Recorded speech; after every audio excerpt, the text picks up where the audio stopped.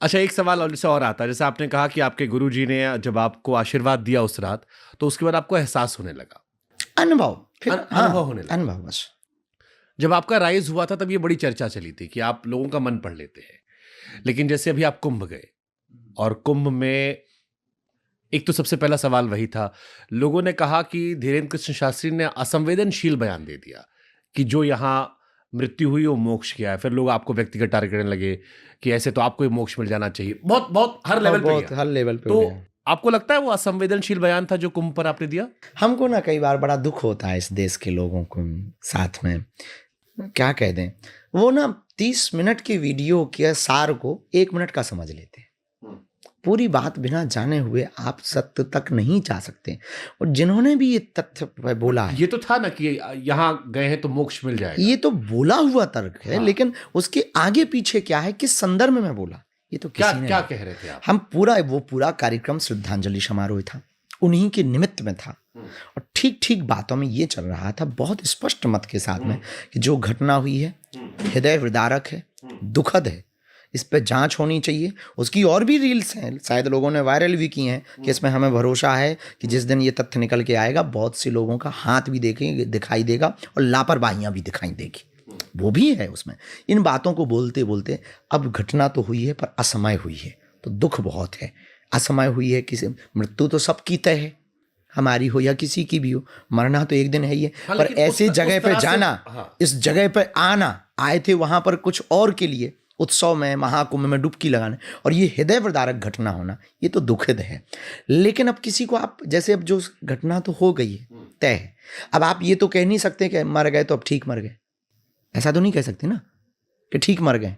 नहीं, ये तो नहीं कह सकते कि ठीक मर गए। तो अब उनको सातावना देने के लिए, डांडस देने के लिए हम क्या कह सकते हैं कि भैया शरीर तो शांत हो गया, दुखद तो है ही है, अब लेकिन क्या कह दें। तब वो बात फिर हमने अपनी रखी। अब जैसे लोग वहां स्नान करने गए थे, पुण्य कमाने गए थे, लेकिन शमशान पहुंच गए, ये तो हृदय विदारक है। जिसके घर वाले गए उसको एहसास हुआ होगा।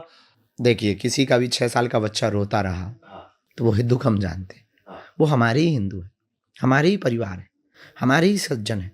हम इतने गिरे हुए तो नहीं हो सकते, हमारी विचारधारा या हमारे विवेक की बुद्धि इतनी सूक्ष्म, इतनी संकुचित नहीं हो सकती है कि किसी मरने वाले व्यक्ति पर हम ये तर्क दे दें कि नहीं नहीं ठीक है, मोक्ष हो गया।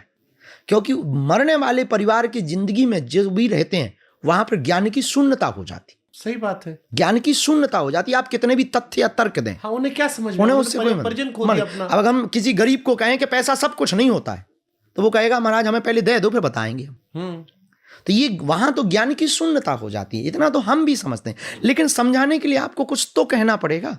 तो हमारे अर्थ का अनर्थ कर दिया लोगों ने। इस बात का हमें बहुत कष्ट है, इस बात का हमें दुख है कि आपने जो बोला ठीक बोला है। आपने जो हमें किसी ने कहा कि हम आपको मोक्ष दिला देंगे, वो सब अपनी अपनी बातें, उनकी जगह ठीक है, जिनकी जैसी श्रद्धा होगी वो अपने अपने हिसाब से वो ठीक कह रहे हैं। क्योंकि उस बात आप पर तंज कस रहे थे कि अगर ऐसे मोक्ष मिलना धीरेन्द्र शास्त्री जी को हम धक्का दे देंगे। हाँ बिल्कुल, हमने वो सुना, बहुत सारे लोगों ने लिखा, बहुत लोग बहुत वो सुना है। तो उनका अपनी जगह कहना ठीक है, चूंकि वो समझ नहीं पाए, हमारे तत्व को समझ, अर्थ का अनर्थ निकाल दिया, इसलिए उनके शब्द मुंह से ऐसा निकल रहा है। हमारा किंचित मात्र भी ऐसा उद्देश्य नहीं था कि हम उनको ये कहें कि भैया जो मरे हैं वो मोक्ष भया है। मोक्ष तो होता है कर्मों से, मोक्ष होता है प्रभु की स्वीकारोक्ति से, मोक्ष होता है भगवान के प्रति सरेंडर होने से। लेकिन अब जब घटना घट गई, आगे कोई बड़ी भयावह ना हो जाए, भीड़ भरी पड़ी है, लाखों लोग हैं और माहौल बिगड़ने ना, तो उसके लिए क्या कह सकते हैं,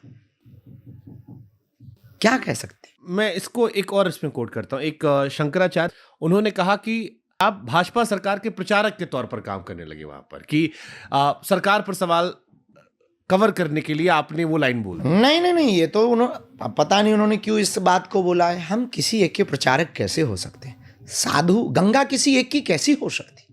सूर्य किसी एक का कैसे हो सकता? चंद्रमा किसी एक का कैसे हो सकता? राम मंदिर किसी एक का कैसे हो सकता? उसी प्रकार साधु किसी एक का कैसे हो सकता? और साधु परंपरा का निर्वहन करने वाला या साधु का सेवक किसी एक का हो जाए तो वो साधु कैसे हो सकता? और हम क्यों प्रचार करेंगे, क्यों करेंगे? हमें उससे फायदा क्या है? जो सत्य है हमने उस बात को रखा। हाँ, सरकार ने अपने इंतजाम ठीक किए पर लापरवाही तो हुई, उस बात पर भी हमने तर्क रखा कि भूल तो हुई है। और इतना ही नहीं, ऑन कैमरा के साथ साथ ऑफ कैमरा में हम संतों के साथ बैठ करके वहाँ के जो प्रशासनिक अधिकारी थे उनसे भी चर्चा कर रहे हैं कि बहुत भूल हुई, बहुत गलती हुई। जब आपके पास सीसीटीवी इतने कैमरा हैं, जब आपके पास इतने लोग हैं, तो आपको पता नहीं था कि इस जोन में इतनी भीड़ हो रही है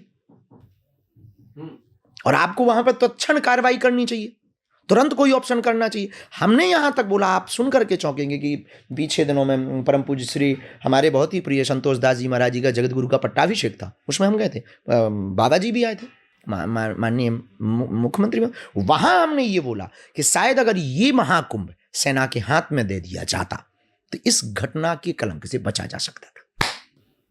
कलंक रहा है वो निश्चित रूप से। अब देखिए, घटना तो हुई है, और घटना हुई है तो थोड़ा सा धब्बा तो लगा ही है, इसमें तो कोई संदेह ही नहीं है। अब ये लापरवाही किसकी है, ये तो जांच आयोग बैठा गठित है, तो अब लापरवाही सामने आएगी। पर सबने अपनी अपनी, कौन चाहता, कौन सरकार ऐसा चाहती कि हमारे रहते हुए ऐसी घटना हो। पर 12 में भी हुई, 13 में भी हुई, 1954 की 3 फरवरी को भी हुई, घटनाएं तो हुई हैं। तो एक निश्चित रूप से ये भी दुखद तो हुआ ही है। अब वो किसके प्रति, किसके खाते में जाएगा, ये जनता का निर्णय है, ना कि हमारा। पर ये आप आरोप नहीं थोप सकते कि हम किसी के प्रचारक हैं, हम एक विचारक हैं, प्रचारक नहीं है। इसमें एक एलिगेशन आप पर महाराज जी और आता है कि 140 साल वाला जो थ्योरी थी, 140 साल बाद कुंभ हो रहा है, ये गलत फैलाया गया था। ये नहीं है, ये हर बार फैला दिया जाता है। देखिए कि 140 साल बाद फिर आपने स्टेटमेंट एक दे दिया था कि जो कुंभ नहीं आएगा वो पापी देशद्रोही है, वो देशद्रोही नहीं, नहीं, को पापी नहीं, हमने देशद्रोही कहा था। हाँ, हमें अपना स्टेटमेंट याद कि जो कुंभ नहीं आएगा वो देशद्रोही है। अब इस पे भी लोग कहे कि आप लोगों ने ही भीड़ को मजबूर कर दिया था कि लोग वहां सब जाएं। देखिए, हमने लेकिन ये तो कहा कि आप महाकुंभ आए, पर हम ये नहीं कह रहे थे कि आप एक ही दिन में पहुंचे, ये तो नहीं कह सकते ना। ये भी तो नहीं हम कह रहे हैं कि आप संयम ना बरतें। मौनी अवस्था बड़ा दिन होता है। हाँ, बड़ा दिन। हर आदमी सोचता है कि वही नहा ले, वही सारा पुण्य है। 5 पर्वों में उत्सव था, सब लगभग 45 दिन ये उत्सव चलना था। बहुत बड़ा उत्सव था, हिंदुओं के लिए सौभाग्य का विषय है, सनातनियों के लिए सौभाग्य का पर्व है, इसमें किंचित मात्र संदेह नहीं। सबसे बड़ा पर्व भी है, और बड़े बड़े अमलात्मा, बिमलात्मा, महात्माओं के हम एक जगह दर्शन कर सकते हैं जिन तक पहुंचना बहुत कठिन है। अलग अलग जाने में पूरी जिंदगी निकल जाएगी।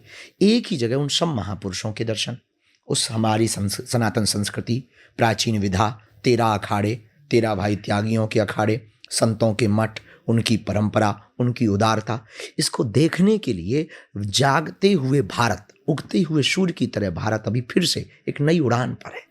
इस देश में जो हिंदुत्व और हिंदू सनातन के प्रति उंगली उठाने वाले, उनके लिए सबसे सुनहरा गोल्डन टाइम है कि हमारी युवाओं को देखना चाहिए। बिल्कुल, मतलब मैं आपकी तो हमने इस बात से के लिए आकर्षित नहीं किया। आपने जब ये कह दिया कि जो नहीं आएगा वो देशद्रोही है, तब लोग कह रहे हैं कि मान लीजिए कोई जैसे कोई आदमी सियाचिन में नौकरी कर रहा हो, या बॉर्डर पे हो, या मेरे ऐसा पत्रकार जो दिल्ली इलेक्शन कवर कर रहा था, अब आपने हम लोग को देशद्रोही बना दिया। भैया, यही सबसे बड़ी इस देश की दिक्कत है। तथ्य कब हमने ये बोला, किसी ने ये तर्क दिया, कमेंटमेंट किया है कि जो कुंभ में जा रहे हैं वो पापी है। तो ये पूछा जाता है हमसे क्वेश्चन। हमने कहा जो कुंभ में जा रहे हैं तो भगवान की बड़ी कृपा है कि पापी है, पर वो ये प्रमाण दे दें कि वो पापी नहीं है।